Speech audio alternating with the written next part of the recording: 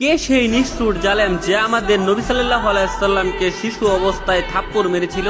একদিন আমাদের কলিজার নবী সাল্লাল্লাহু আলাইহি সাল্লাম তার শৈশবে অন্যান্য বাচ্চাদের মতো নুড়ি পাথর নিয়ে রাস্তার ধারে খেলা করছিলেন। তখন সেই নিষ্ঠুর আবু জাহেল তার সামনে এসে দাঁড়ালেন। আমাদের শিশু নবী তাকে দেখে এমনিতেই ভয় পাচ্ছিলেন, কিন্তু সেই নিষ্ঠুর জালেম কোনো কারণ ছাড়াই নবী সাল্লাল্লাহু আলাইহি সাল্লামের পবিত্র গালে ফজরে এক থাপ্পড় মারেন। আমাদের শিশু নবী তখন যন্ত্রণায় কুকড়ে উঠেছিলেন, তার চোখের কোণে জল চিকচিক করে উঠেছিল, কিন্তু সেই পাষাণের মনে দয়া হয়নি। সে আরো তাচ্ছিল্য করে গর্বের সাথে বলছিল, তুই তো এতিম, তোর বাবা মা নেই, তোকে কে বাঁচাবে? তোর কেউ নেই সাহায্য করার মতো, তুই আমার কি করবি? সেদিন আমার এতিম নবী শুধু চিৎকারি করে গেছে, তার কোনো কিছু বলার ভাষা ছিল না। আমাদের নবী জীবনের শুরু থেকে শেষ পর্যন্ত শুধু কষ্টই করে গেছেন তার উম্মতের জন্য।